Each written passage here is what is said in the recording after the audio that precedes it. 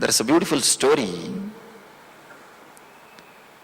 One person was dreaming. In the dream he saw a tiger chasing him and shouting, "Oh, tiger is chasing me, save me, save me." There was another one guy sleeping next to him. He got up and he saw that his friend is shouting, "Tiger is chasing me, save me, save me." What he is supposed to do? He is supposed to just tell him, "Hey, get up."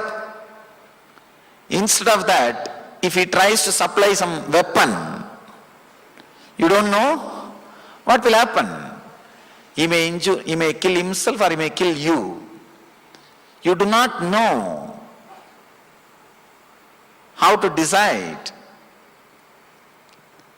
If you understand these basic things, suddenly you will see the decision making will be revolutionized.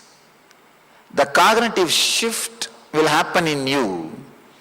The way in which you think and the way in which you make decisions, the way in which you try to find out solutions for your problems will be different. Means you will start working towards the right solutions.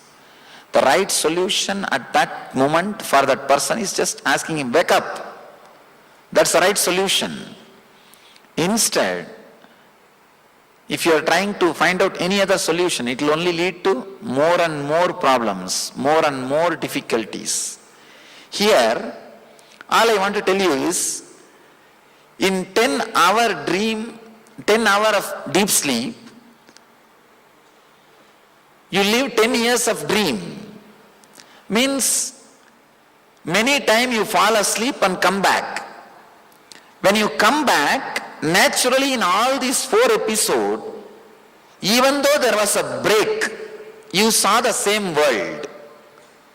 After break, seeing the same world cannot be the quality to define. It is reality. That is what I mean. Please understand. After a break, if you see the same world, that cannot be the scale to define or say this is reality. Because this happens even in the deep sleep, even in the dream state, this happens. Even in the dream state, after a break, when you come back, you see the same world. So just because when you come back from the deep sleep, you see the same world, cannot be the reason to say this is a reality. How? Only when you wake up from the whole night sleep, you realize you dreamt 10 years of your life just in 10 hours. Same way, only when you wake up from this dream, suddenly you may realize you dreamt 90 years of your life, maybe in few hours. Who knows? Who knows? This whole thing can be one more long dream.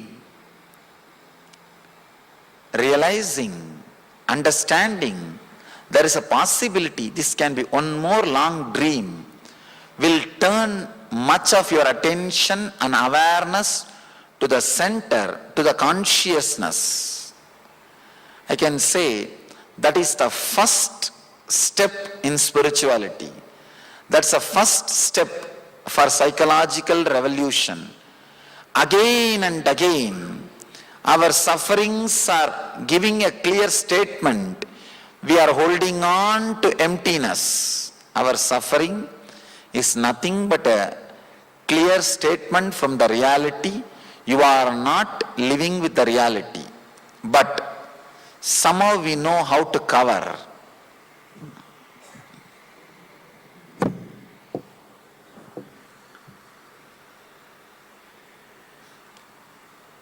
The first chapter of the Gita is called Arjuna Vishada Yoga. Means depression, confusion. We also face the depression and confusion in our life. I call this depression of success. After achieving what we want to achieve, but realizing what far we want to achieve has not happened, a kind of a depression will happen in us. Very few rare intelligent people only understand that I I am facing this suffering or depression because I am not living with the reality. Here, all I am trying to tell is just because you are seeing, do not think you are living with the reality. Usually I face another one question on the same line. Swamiji, not only I am seeing this world, even the people who are living around me are seeing this world same way. How can you say it is a dream? Understand? In the dream, if you are seeing a particular city, if you are dreaming that you are going to that city with your whole family, not only you, the family which is with you inside your dream also will see the same city. Because they are also projections of your own mind. So just because the people who are around you seeing the same scene does not mean the scene is reality. Even the people who are around you, whom you are seeing, can be the projection of the same scene. Can be the projection of the same scene. Sometimes it frightens. If you go a little deeper, it frightens. It feels like everything in front of you is melting like a wax. The ultimate truth is the stuff out of which your dream world is made, the same stuff, out of that same stuff with this waking state is also made. If your attention is centered on the stuff, naturally the inner healing cannot happen. If your attention is equally distributed on the consciousness and the stuff, that is what I call healthy life, balanced life. You will have the physical, mental health and the life. If your attention is totally centered on the consciousness, not on the stuff with which these worlds are made, that is what I call living enlightenment or Jivan Mukti. Whether you want Jivan Mukti or not, or whether you want enlightenment or not is secondary. But if you can turn little bit of attention towards the I consciousness, towards the truth, towards the center, suddenly you will see the tremendous inner healing happens. I always tell people, realizing this whole world is one more dream brings tremendous healing effect in you. Understand? For example, if you are facing some very big difficulty or depression, very clearly, consciously, if you realize this whole thing is a dream, you will see such big relaxed feeling or the inner healing happening on you. You can say that inner healing is what I call meditation.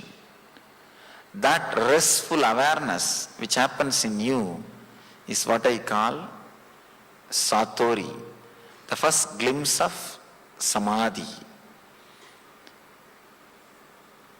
A basic cognitive shift or basic psychological revolution with this simple understanding of what you are seeing may not be the reality as you are thinking, can bring so much of inner healing inside you, so much of restful awareness inside you. More and more restful awareness being added to you is what I call inner healing or health or raising the quality of consciousness. Instead of dream state penetrating your waking state while you are driving, blissful state can penetrate your waking state while you are driving. Because so much of your time even though you are out of your bed, is occupied by your dream state because of your low awareness. People come and ask me, if I start meditating, what will happen? I will not have time to do my business. No. It has nothing to do with a separate time. It has something to do with inner understanding. As on now, so much of your time and energy is being spent by dream state possessing you.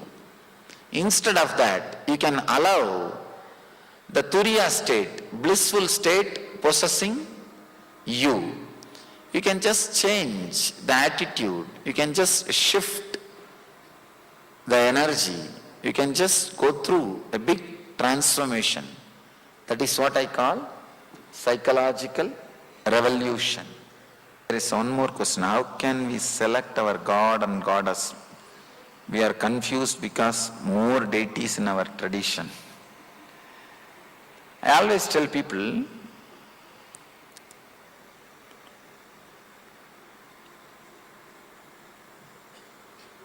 towards some path, some God, some technique, suddenly you will feel a very deep connection.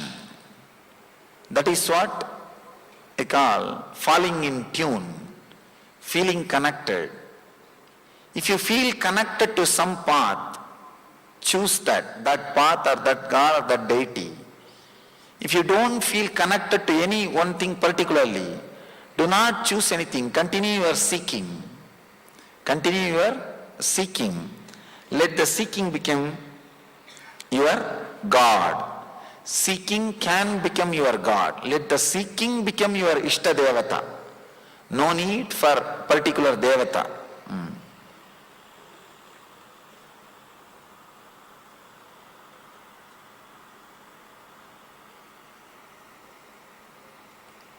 She's asking, I have longing for chanting Sahasranamas, but my concentration is scattered. How can I concentrate on all the slokas? This is another big problem. Sometime you will enjoy some stotras and chanting. Then you start deciding, oh, such a ecstasy and bliss and joy. I should have this always. Let me start chanting every day. No. You missed the whole thing. The moment you decide, let me chant every day, you created a routine. Understand? Bliss happens to you when you are in choicelessness. The moment you choose the bliss, you have chosen suffering. Because all choice, including choosing bliss, is choosing suffering. Because choice is suffering, choicelessness is bliss. The moment you choose, now I am going to do every day this, you made that as a routine. I have seen people chanting Sahasranama. They will start with a full speed. Vishwam Vishnur Vashatkaro Bhuta Bhavya Bhavat Prabhu. After 2 pages, speed will increase. After 3 pages, I have seen, they will be just seeing the number continuously. Oh, still 700 is there, still 300 is there, still 400 is there, still 100 is there.